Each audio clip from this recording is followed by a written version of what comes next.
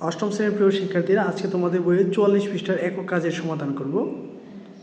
প্রথমটার আগে সমাধান করব। প্রথমটা বলছে হচ্ছে 2√2 এর সঙ্গে √8 কে যোগ এবং বিয়োগ করো। ঠিক আছে, আচ্ছা, এখন আমরা এটাকে প্রথমে আগে যোগ করব। তাহলে আমরা যোগ করার জন্য প্রথমে আগে লিখে দিব 2√2 যোগ হচ্ছে √8 মানে 8। লক্ষ্য করো 2√2 আমি ইংলিশে বলতেছি, বাংলা হচ্ছে 2√2 এরকম। তাহলে আমি 2√2 এভাবে বলি। এখানে 8কে ভাঙা যায় 2 দুগুণে 4, 4 দুগুণ হচ্ছে 8। ঠিক আছে, আচ্ছা, 2√2 যেভাবে আছে সেভাবেই থাকবে। এখানে আমরা এভাবে লিখতে পারি 4 দুগুণে 8। ঠিক আছে, তাহলে যে 2√2 √4 যদি দিই, যেমন আমরা যদি ক্যালকুলেটার এরকমভাবে 4 এর রুট করি, এটা মান হয়ে যাবে কত? 2। তো আরও √2 কিন্তু থাকবে, তার মানে এই √4 এর মান হচ্ছে 2, মানে 2, আর আরও থাকলো কি? √2। তারপর 2√2 প্লাস 2√2। এখন লক্ষ্য করো, এখান থেকে আমরা ইচ্ছা করলে কি কমন নিতে পারি। এখানেও আছে 2, এখানেও আছে 2, এখানেও আছে √2, এখানেও আছে √2। আমরা যদি √2 মানে √2 কমন নিয়ে যাই, তাহলে আমরা লিখতে পারি 2 যোগ 2। তার মানে কত হয়েছে? 2 আর 2 যোগ করলে কত হয়েছে? 4। 4√2।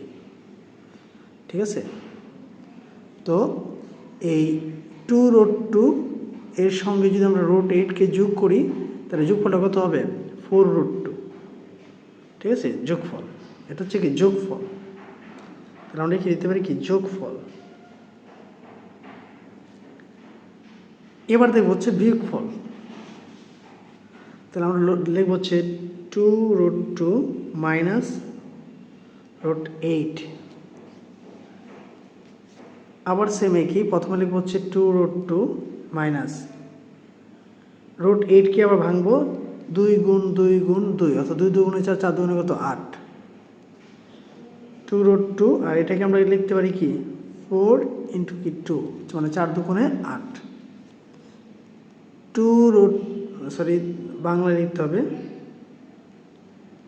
√4 এর মান হচ্ছে 2, √2। তাহলে যে 2√2 থেকে যদি 2√2 চলে যায়, তাহলে এর মান কত হয়ে যাবে? 0। আমি আবার বলতেছি, তোমাকে আগে প্রথমে খেয়াল করতে হবে, যেহেতু আমরা ঘনমূলের অঙ্ক করতেছি এবং √8 আছে, আমরা দেখব 8কে কতর সাথে কত গুণ করলে 8 হয়। ঠিক আছে, তাহলে আর এটা কীভাবে করলাম? √4 এর মান হয়েছে 2, আর হচ্ছে √2 0। তার মানে আমরা লিখতে পারি, সুতরাং যোগফল 4√2 এবং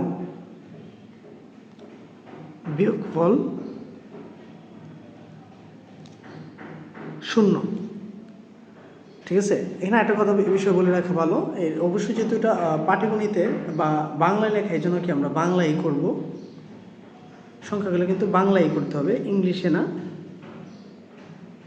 ঠিক আছে, তো আশা করি অঙ্কটাও বুঝতে পেরেছ, প্রথম অঙ্কটা এটা। ঠিক আছে, সবাই ভালো থাকো, সুস্থ থাকো।